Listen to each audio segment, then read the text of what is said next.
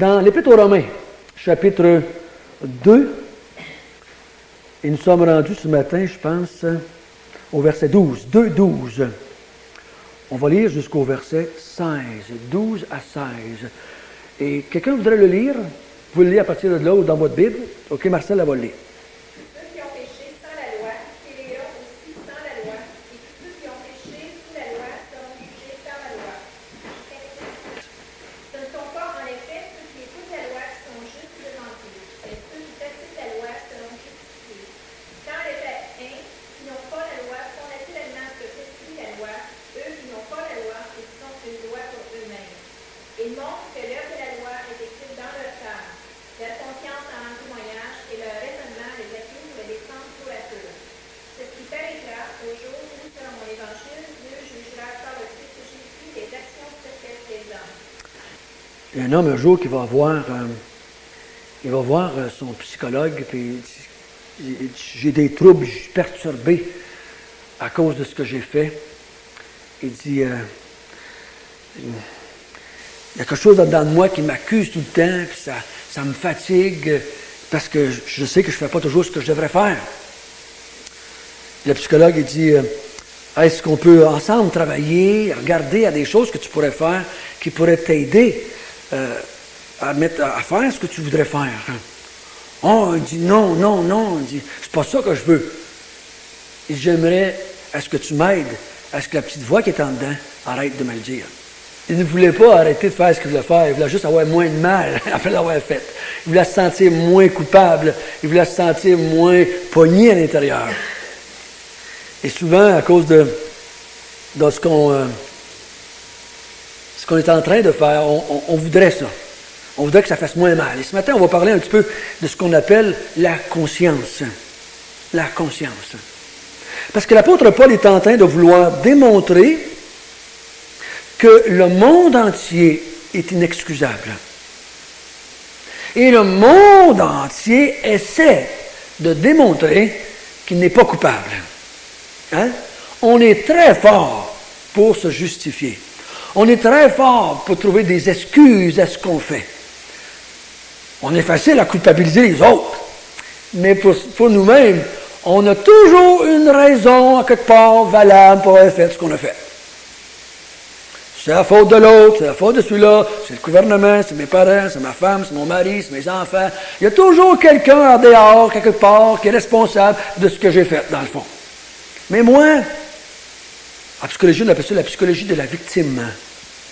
Je suis une pauvre victime. C'est pas ma faute, c'est la faute des autres. Hein. Ça a commencé, ça fait bien longtemps de ça. Hein?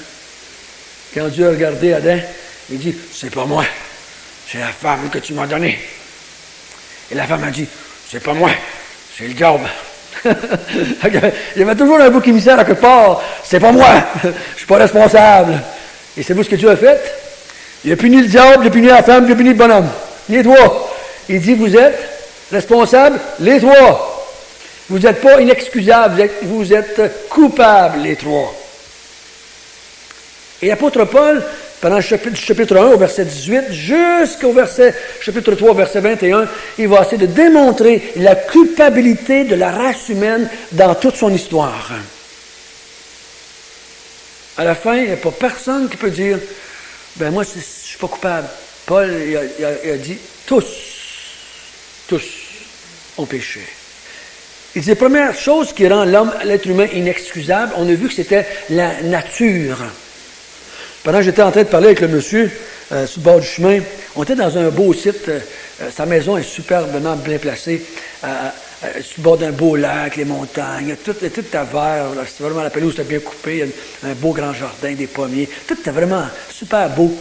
Et j'ai demandé à un moment donné, j'ai dit, est-ce que tu crois en Dieu? Et il m'a fait la réponse, avec ce que je vois, je suis obligé d'y croire. Voyez-vous? Même si ce n'est pas chrétien.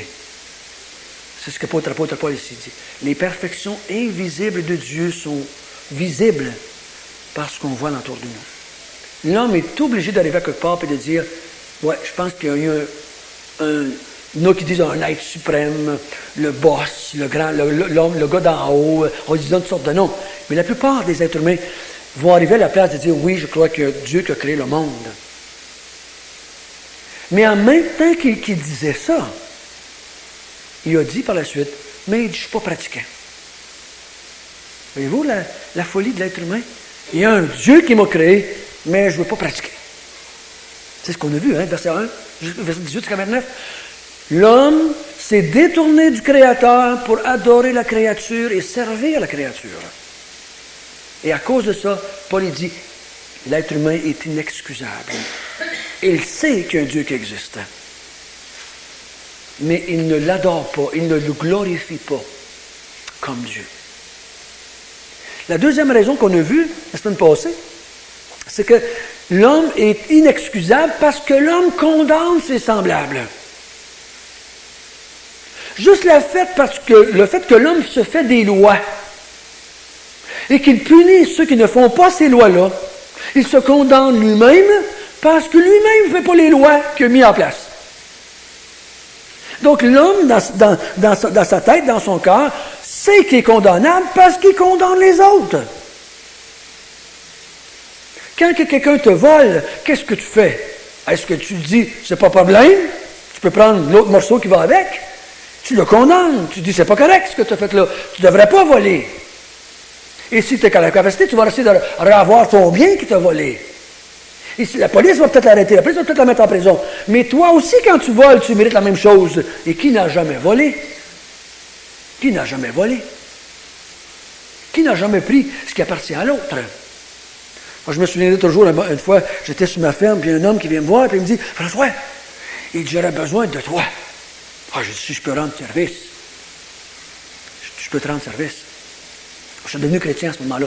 Ça aurait été un peu avant, ça n'aurait peut-être pas été la même réponse, mais j'étais devenu chrétien à ce moment-là. Et il dit, François, il dit, je vais déclarer faillite là, bientôt. Mais il dit, ta grange est vide, je vais venir cacher du stock dans ta grange. Fait qu'il dit comme ça, il dit, quand les gens vont venir saisir, eh bien, ils ne trouveront pas ça. Je ne vais pas leur vendre après. Puis là, mais je suis devenu chrétien, fait que je ne pouvais pas vraiment embarquer là-dedans. Fait que j'ai dit, mon ami, j'ai dit, ouais, à qui tu dois cet argent-là? Il dit, à la Caisse populaire. Ben, j'ai dit, tu trouves ça drôle que l'argent est emprunté, c'est mon argent. Parce que moi, j'ai de l'argent à la Caisse populaire. Tu veux me voler? Puis tu veux que je participe à ton propre vol? Parce que l'argent qu'il y a là, c'est l'argent de nous autres, là. On me placé là, notre argent. Puis là, tu veux voler mon argent, puis tu veux que je te vole, que je me vole moi-même dans le fin fond. Bon, il dit, toi, t'es trop compliqué, là. Il dit, c'est trop compliqué. Il dit, tu veux pas m'aider? Je l'ai. Mais je peux pas. Je ne pourrais pas faire ça. Parce que je suis en train de t'aider à voler. Mais j'ai dit par après, mais je ne peux pas te dire que je suis mieux que toi, parce que j'ai déjà volé en masse aussi. J'ai déjà volé en masse aussi. Mais si je ne vole plus aujourd'hui, j'essaye, au moins je condamne le vol comme étant pas de Dieu, parce que je suis devenu chrétien. Voyez-vous, lui, il pensait là, que c'était bien correct ce qu'il faisait là. Mais lui, il condamnait tous les voleurs, puis il disait que le gouvernement, c'était des voleurs. Mais lui, il ne se trouvait pas voleur à faire ça. Mais pourtant, il volait. On condamne les autres, et automatiquement, on se condamne soi-même. Et on a vu aussi que toutes les religions du monde condamnent ceux qui ne mettent pas en pratique leur religion. Et la plupart des mouvements religieux ont comme base, quoi? Les 10 commandements, même s'ils ne sont pas chrétiens. Les musulmans, les catholiques, les témoins de Jéhovah, les mormons, tous ces gens-là ont comme base de moralité les 10 commandements. Puis ils condamnent haut et fort, du haut de la chair, et n'importe comment, avec des articles, des pamphlets, des papiers, à la télévision, on condamne haut et fort le péché. Et en faisant ça, on se condamne soi-même, parce qu'on ne fait pas ce qu'on dit. Donc l'homme est inexcusable parce que l'homme sait qu'est-ce qu'il fait condamnable, parce qu'il condamne les autres. Donc, comment peux-tu dire que je ne suis pas coupable quand tu dis que tout le monde est coupable? Donc, automatiquement, l'apôtre Paul dit, tu es inexcusable.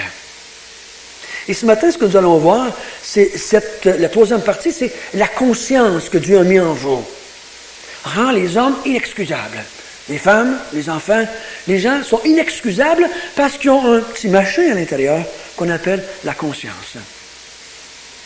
Avez-vous des expressions qui vous viennent à l'esprit quand on parle de conscience? Des expressions qu'on dit souvent, on va vous en donner une. Ça va contre ma conscience de faire ça. Hein? On dit ça des fois. Ça va contre ma conscience. Y a-t-il d'autres idées qui vous viennent, là? D'autres expressions? Avoir une bonne conscience. J'ai une bonne conscience. Avoir une bonne conscience, ça veut dire je ne me sens pas coupable là-dedans. Je suis correct, me semble, là-dedans. D'autres? On dit, il a la conscience large, lui. Il a la conscience large. En voulant dire, il n'y a rien avec lui. Les gens vont dire, oh, il n'y a pas de péché là, il n'y a plus de péché aujourd'hui. Il a la conscience large. On a notre petite expression dans notre société qui dit, il n'y a rien là. Avez-vous entendu ça? Avez-vous déjà dit ça? Il n'y a rien là. Voyons, non, il n'y a rien là. On est en train de dire, là, c'est pas grave, c'est pas méchant, c'est pas mal. Il n'y a rien là. Arrive en 2003. Avez-vous d'autres choses? Avoir la conscience tranquille. Oui, c'est des expressions. Il y en a qui vont dire, il n'y a pas de conscience, ce gars-là.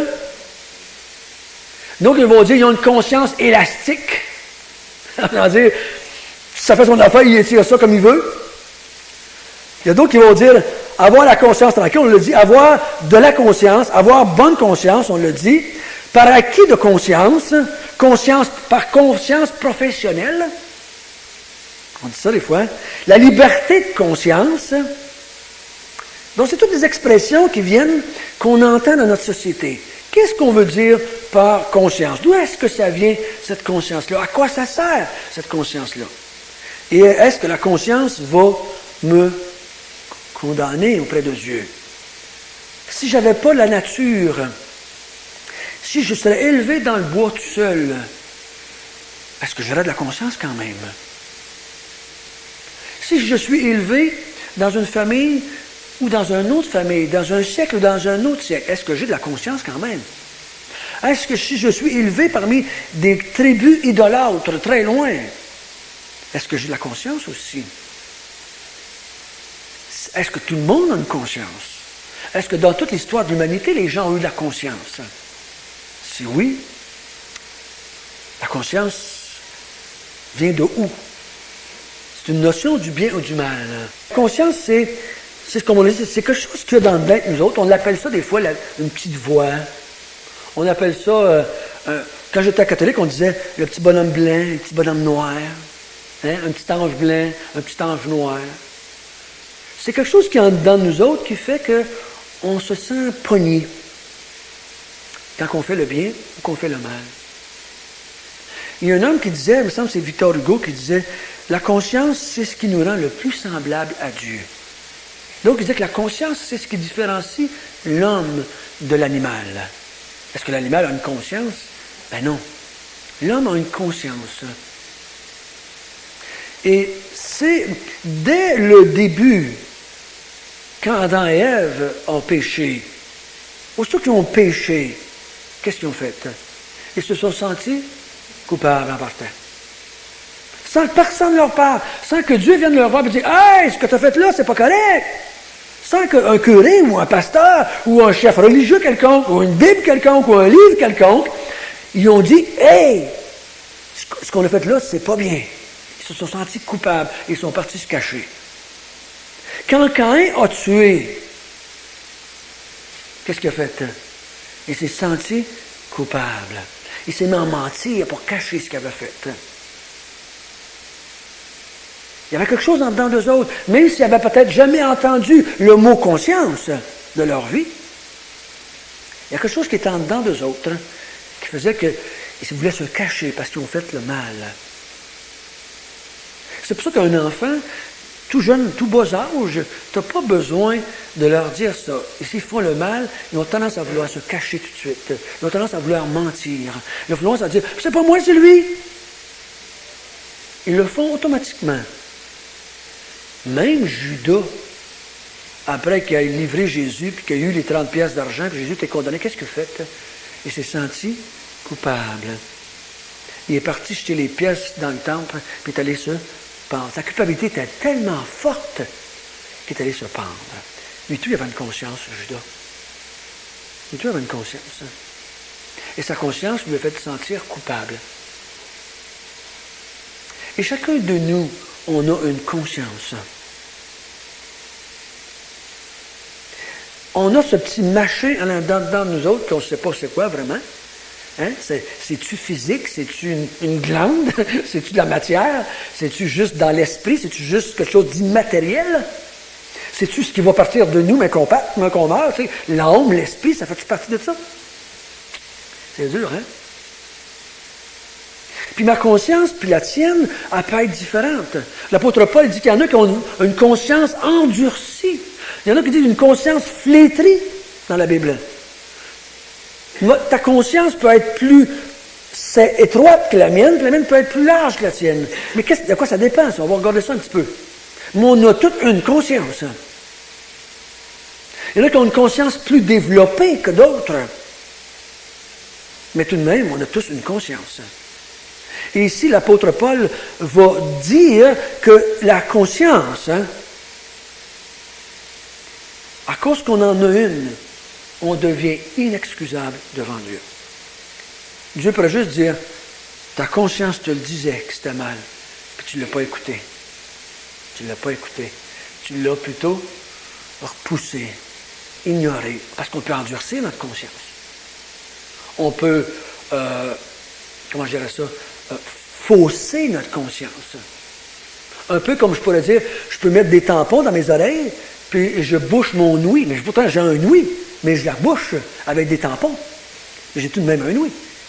Dans les versets qu'on a lus, la conscience condamne ceux qui ont la loi. Ça veut dire ceux qui sont nés dans une religion, dans un pays, dans un siècle, où les gens ont la loi. La loi, ici, on pourrait mettre conscience avec la Bible, avec l'arrière-plan chrétien, religieux.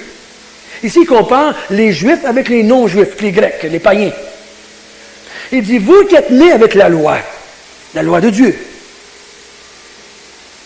votre conscience vous condamne à partir de la loi. Vous le savez, ce que la loi dit. Une des choses qu'Adam et Ève n'avaient pas décrit, mais Dieu il avait dit quoi? Si tu manges de l'arbre, tu mourras. Et Dieu avait dit, ne mange pas de l'arbre. Ne mange pas de ça. Touche pas à ça. Tu dois manger n'importe quoi. Mais touche pas à ça. Et il s'est senti, aussitôt qu'il l'a fait, il savait qu'il allait contre la loi. Il y avait une loi, là, hein? Mange pas de l'arbre. Et sa conscience l'a tout de suite culpabilisé. Tous ceux qui sont nés avec la loi, dit au verset 12, périront aussi. Excusez, tous ceux qui ont péché sans la loi périront aussi sans la loi. Et tous ceux qui ont péché avec la loi seront jugés par la loi. Donc Dieu pourrait mettre les 10 commandements devant toi, mais tu meurs, puis te demander, as-tu observé ça? Tu seras obligé de dire, ben non. La loi n'a pas été donnée pour qu'on se sauve par elle. On va voir ça dans le chapitre 3, verset 21. La loi a été donnée pour qu'on se sente coupable. Pour qu'on voit qu'on était des pécheurs. Nous, de notre folie, on a fait mettre notre conscience de côté, puis on a essayé de se convaincre qu'on était capable de le faire, puis on a essayé de convaincre tout le monde qu'on est capable de le faire. Plus tu connais la loi, plus ta conscience va te faire sentir coupable quand tu fais quelque chose. Parce que tu la connais bien, la loi. Et les Juifs se sentaient coupables. Les pharisiens se sentaient très coupables. Pourquoi vous pensez que l'Église catholique ou d'autres mouvements, c'est d'autres choses, je ne l'appelle pas de la même façon. J'ai lu des livres sur des vieilles religions qui, après la mort, il y a un temps de souffrance, comme le purgatoire dans l'Église catholique. Pourquoi ils ont inventé ça? Pourquoi d'autres religions, après qu'ils sont morts, vont passer par des difficultés, ils vont avoir des tests, il y en a un, j'avais lu une fois qu'il y a un grand pont à traverser, puis il y a des bébites à combattre, puis tout ça à faire. Pourquoi il y a toutes ces souffrances-là après la mort? L'homme se sent coupable. Il sait, à son fond intérieur, qu'il ne mérite pas la présence de Dieu. C'est pour ça qu'il invente des choses pour calmer sa conscience. En psychologie, ils appellent ça le syndrome de la souffrance, de la maladie.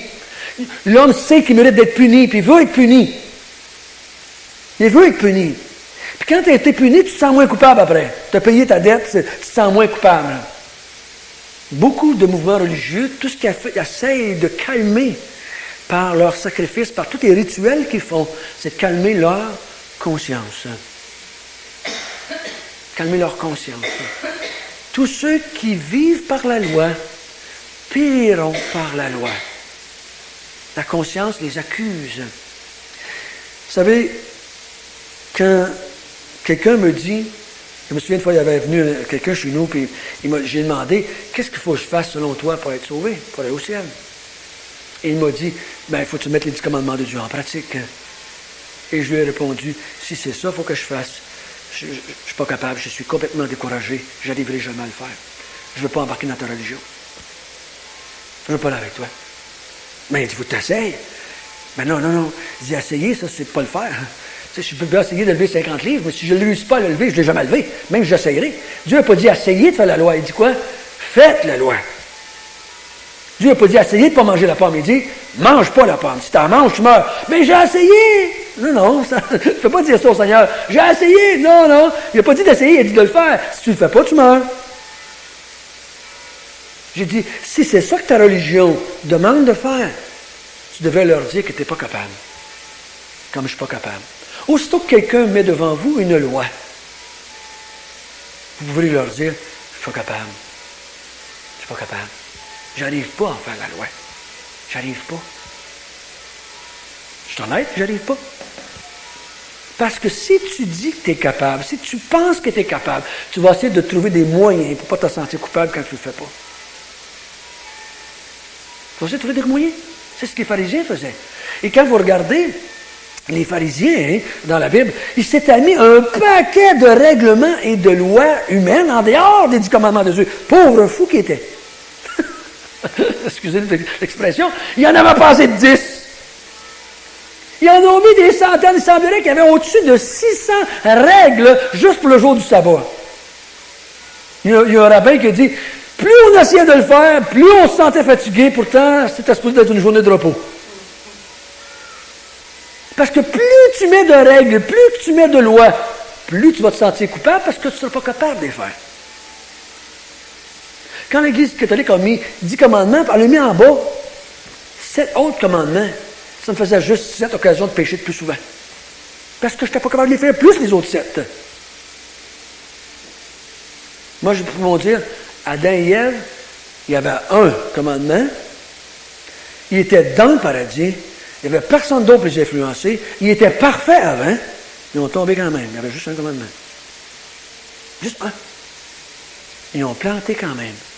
Imaginez-vous, nous, qui sommes pécheurs de nature, qui vivons dans un monde de pécheurs, qui a des commandements pleins que Dieu a donnés. Quel espoir qu'on pourrait avoir? Aucune. Que le Seigneur puisse nous aider à comprendre que plus je vais vouloir faire la loi, plus ma conscience va m'accuser. Puis je ne dis pas qu'elle ne fait pas sa job. Oui, elle fait bien sa job, il faut qu'elle fasse ça. Mais ma conscience va me le dire. Donc, je devrais dire tout de suite, même en tant que chrétien, dire, oups, c'est pour ça que l'apôtre Paul dit, n'allez jamais contre votre conscience. Même en tant que chrétien, il faut obéir à notre conscience. Il dit, ma conscience, elle peut être juste ou fausse. Mais il faut que j'obéisse à ma conscience. Quiconque fait quelque chose contre sa conscience, l'apôtre Paul dit, quoi est-ce qu'il fait? Il pêche. Obéis à ta conscience. Ta conscience peut te tromper. Ta conscience peut dire, c'est pas mal ça, puis ça peut être mal. Ta conscience, elle peut dire, c'est bien ça, puis ça peut être mal. Ou elle peut dire, c'est mal, mais ça peut être bien. Ta conscience, tu dois, on va voir ça, il faut la placer, il faut lui donner une forme, il faut lui donner un contenu. La conscience, c'est le petit instrument que Dieu nous a donné en dedans de nous autres, pour qu'on puisse être capable de discerner entre ce qui est bien et ce qui est mal. Mais comment je la forme, cette conscience? Quand je vais au monde, là, si mes parents me disent ça c'est bien, puis ça c'est mal, est-ce que ça m'aide ou est-ce que ça me nuit? Quand les missionnaires sont arrivés dans les tribus africaines où tout le monde était nu, les autres sont arrivés habillés. Pensez-vous que les gens qui étaient nus, que toute leur vie, toute leur génération était nue, ils se sentaient-tu coupables d'être nus? Ils se sentaient-tu coupables eux autres? Ben non. Mais est-ce que c'était bien ou c'était mal? Mais ils ne se sentaient pas coupables. Je ne vous dis pas qu'il n'y avait pas de mauvaises pensées qui lui passaient par la tête, en tant que femme ou homme. Mais ils ne se sentaient pas coupables d'être nus parce que tout le monde était nu et on n'a jamais eu d'autre chose que des gens nus autour des autres. Mais notre culture peut nous mettre notre conscience bonne ou mal. Aujourd'hui, quelqu'un qui se retrouve à côté aujourd'hui, dans sa tête, c'est pas mal. Parce que tout le monde le fait, 80-90% des jeunes s'accotent. Donc, ils ne se trouvent pas coupable. Mais, dans le fond, si les parents ils lui ont dit, mais c'est pas bien, c'est mal, Dieu ne veut pas, et que tranquillement, l'enfant va se sentir coupable. Le jeune va se sentir coupable. Il peut bien nier ça, il peut refouler ça, il peut essayer de se convaincre par une logique, par un argument quelconque, et faire taire sa conscience. Mais si tu lui as dit que c'était mal, oups, là, il y a quelque chose qui te dit à l'intérieur, hey, c'est peut-être pas correct ce que je fais là. Une de mes sœurs, qui n'était pas pratiquante du tout, et quand elle a eu son premier bébé, elle l'a fait baptiser. Et j'ai demandé, pourquoi tu l'as fait baptiser? Tu n'es pas pratiquante. Mais je ne voudrais pas me sentir coupable s'il arrive quelque chose. Voyez-vous? Elle s'est fait dire tellement longtemps, par la religion, par ses parents, que l'enfant, s'il mourait et il n'était pas baptisé, il allait au limbe. Elle ne voulait pas avoir ce risque-là, ce fardeau-là sur son dos. Elle ne voulait pas se sentir coupable de ça. Donc, elle l'a fait pour ne pas se sentir coupable. Parce qu'il y avait quelque chose dans sa tête. Donc, la conscience, on l'a tous. Mais il faut la former. Il faut une conscience qui est vivante, je pourrais dire. Parce que l'apôtre Paul, il dit, leur conscience est morte ailleurs. La conscience est endurcie, comme une roche. On peut devenir comme ça, hein? La première personne que tu tues, semblerait, je n'ai jamais tué une avec mon fusil, c'est moins traumatisant. Ça l'est-tu moins? Ben non, si toi t'endurcis ton être intérieur. On peut se dire des choses, on peut se convaincre de choses, puis de dire, ça, c'est correct, et c'est pour ça que notre conscience, il faut toujours, elle est là, elle nous avertit. C'est bien, c'est mal, c'est bien. Et qu'est-ce qu'il faut faire avec ça? Il faut évaluer ça à travers les Écritures. Si toi tu dis, bon, mais ce que je fais là, François, c'est pas mal. Ta conscience, elle peut te le dire vraiment que c'est pas mal, puis toi, tu ne te sens pas coupable de le faire. Et moi, je suis au côté en tant que chrétien, puis je te dis, ben voyons donc, c'est mal, tu devrais te sentir coupable. Mais lui, tout, tu peux dire, ben non, la conscience, elle me dit que c'est correct. Puis ça peut être très vrai pour toi. Qu'est-ce qu'on fait? L'apôtre Paul dit ça dans les Corinthiens. Hein? Il y a des Corinthiens qui mangeaient de la viande sacrifiée aux idoles. Puis ils ne se sentaient pas coupables pantoute. Puis il y a d'autres chrétiens, quand ils en mangeaient, ils se sentaient très coupables parce qu'ils disaient que ça a été sacrifié aux idoles. On ne devrait pas manger ça, puis ils se sentaient coupables dans leur conscience. Et l'apôtre Paul dit, si tu te sens coupable, mange-en pas. Puis il dit à l'autre, si tu ne te sens pas coupable, ben mange-en. Mais en même temps, tu dois évaluer s'il y a un principe biblique que tu enfreins. Et tu enfreins un principe biblique, que ta conscience te dise bien ou mal, tu dois dire, le principe biblique qui dit ça, là, il faut que je change ma conscience. Il faut que je transforme cette conscience-là et dire, Dieu a dit que c'était mal, donc c'est mal. Mais attention, je peux mal comprendre les Écritures et dire, Dieu a dit que c'était mal, puis il n'a pas dit que c'était mal. C'est moi qui ai compris que c'était mal. Ma conscience est un instrument que je dois remplir de connaissances. La société dans laquelle je vis peut m'influencer beaucoup. Mes parents vont influencer ma conscience. Moi, je peux m'influencer moi-même. Les études que je vais faire vont m'influencer. Il y a des gens qui se sentent coupables s'ils font telle action ou qu'ils mangent telle affaire ou qu'ils ne font pas telle affaire parce que leur culture leur a dit ça. Mais on doit toujours vérifier si notre conscience fonctionne bien. Parce qu'elle est là pour ça. Me dire ce qui est bien ou ce qui est mal. Quand les Juifs ont tué Jésus, se sentaient-ils coupables? En tout, ils pensaient qu'ils avaient fait une bonne action. Selon eux autres, un faux prophète devait être tué.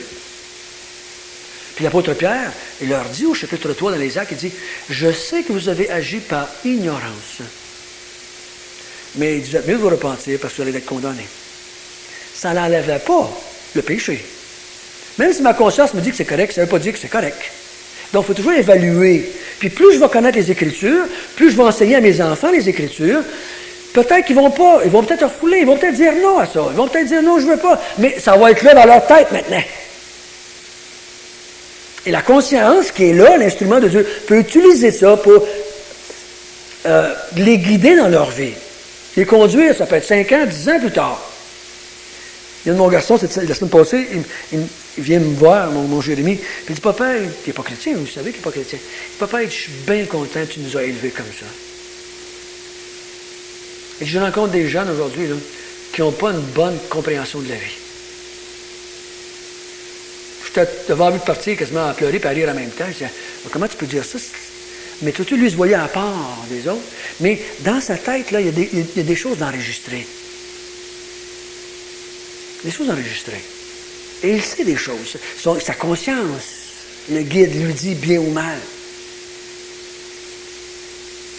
C'est jamais perdu ce qu'on met là-dedans. Ce qui enregistre quand ils sont jeunes, là, c'est jamais perdu. Je ne te dis pas que ça va toujours faire l'effet qu'on voudrait que ça fasse, mais c'est jamais perdu. Si on n'y met pas rien, mais là, ils vont avoir juste les données du monde dans leur tête. Donc, qu'est-ce que le Seigneur est en train de nous dire ici ce matin? Tu as une conscience. Et la conscience, c'est universel. Tout le monde en a. En grandeur du monde. L'homme va être déclaré coupable s'il n'écoute pas sa conscience. Et c'est ça qu'il dit, hein? Il dit, celui qui n'a pas la loi, qu'est-ce qui arrive à celui qui n'a pas la loi? Il dit, lui, il va être condamné aussi. Parce qu'il dit, même le païen dans sa tête, il a une conscience qui l'accuse, qui vous dit qu'il n'est pas correct ou qu'il est correct. Même le païen qui n'a jamais eu la loi de Dieu, qui n'a jamais eu la Bible, qui n'a jamais eu de parents chrétiens, lui-même, il y a quelque chose en dedans de lui, dans sa société, dans son monde alentour, le fait sentir coupable à cause des lois qui alentour de lui. Parce que n'importe quel pays, n'importe quelle tribu, n'importe quel peuple a des lois morales. Et leur conscience leur dit qu'ils sont bien ou mal. L'apôtre Paul dit, ça s'accuse hein, et ça se justifie à l'intérieur. N'importe quel homme ou n'importe quelle femme, peu importe où il se trouve sur la terre, s'il écoute sa conscience, ça vaut qu'une chose, il va venir au Seigneur. C'est une question de temps, il va venir au Seigneur. S'il se sent coupable et qu'il dit « je suis incapable de faire le bien », il va chercher le salut. L'être humain ne cherche pas le salut, c'est parce qu'il a en dehors sa conscience, qu'il durcit sa conscience, puis là, il ne se sent pas coupable. Ou il fait des actions pour enlever cette culpabilité-là, au lieu d'avouer « je ne suis pas capable de faire la loi de Dieu, je ne suis pas capable de faire le bien, je ne suis pas capable d'aimer ma femme, je ne suis pas capable d'aimer mes enfants, je ne suis pas capable de faire ce qui est correct. Donc, Seigneur, fais quelque chose, aide-moi. Aide-moi, Seigneur, viens à mon secours. Je ne sais pas quoi faire, mais j'arrive pas à faire. Je me souviens toujours d'avoir parlé au curé quand j'étais jeune. J'avais après 14-15 ans, je sortais du confessionnal, j'ai parlé au curé, j'ai dit, j'arrive pas à faire ce que vous me demandez. J'ai dit au curé, peut-être de même, j'arrive pas. Vous me demandez de faire des affaires, je ne suis pas capable de le faire. Il dit, c'est ça la religion. J'ai tout rejeté ça, mais je suis devenu athée à ce moment-là. J'ai dit, mes parents sont pas capables de le faire. Vous, monsieur curé, vous ne le faites pas. Les frères avec lesquels je vis ne le font pas. Il n'y a personne qui le fait. C'est toute une gang d'hypocrites qui pensent le faire, ils font semblant de le faire, mais ils ne le font pas. Je suis devenu athée. Savez-vous pourquoi? J'étais incapable de faire ce que Dieu me demandait. Ça a pris 12 ans avant que j'entende l'Évangile. Et quand mon frère m'a dit l'Évangile, moi je suis sauté à haut de main. Parce que là, il venait de dire, tu peux être sauvé, François, même si tu n'es pas capable de faire toute la loi que Dieu t'a donnée. J'ai cru tout de suite. Moi, j'ai été évangélisé un lundi, puis l'autre dimanche, j'étais à l'église, je vais m'arrêter. J'étais tellement heureux d'entendre qu'il y avait un moyen d'être sauvé. Parce que je me sentais terriblement coupable de ne pas être capable de faire ce que Dieu m'a demandé. Il n'y a pas besoin de me pécher le péché. Je me sentais tellement pécheur, de voir. Que le Seigneur puisse nous aider à comprendre cela. Et peu importe à qui vous parlez, dans quel siècle, dites-vous, il est coupable, il est inexcusable parce qu'il a une conscience. Une conscience. On termine par un mot de prière. Notre bon Père du ciel, nous te remercions d'avoir mis en nous cette conscience. Et même si nous avons péché contre toi, cette conscience continue à fonctionner. Oh, plus ou moins bien. Aide-nous, Seigneur. Aide-nous je pourrais dire, instruire notre conscience par les Écritures. Et comme l'apôtre Paul dit, aide-nous en tant que chrétiens à écouter notre conscience, à ne pas aller contre notre conscience, mais toujours vérifier si notre conscience comprend bien ce qui se passe, est en accord avec les Écritures. Guide-nous, Seigneur, cette semaine. On s'offre à toi. Prends-nous. Utilise-nous, Seigneur, pour faire connaître la vérité au monde dans lequel nous vivons. Glorifie-toi en nous et glorifie-toi par nous. Qu'on laisse, Seigneur, briller la lumière que tu as mise en nous devant tous, afin que quelques-uns voient la lumière et se convertissent. Au nom de Jésus. Amen.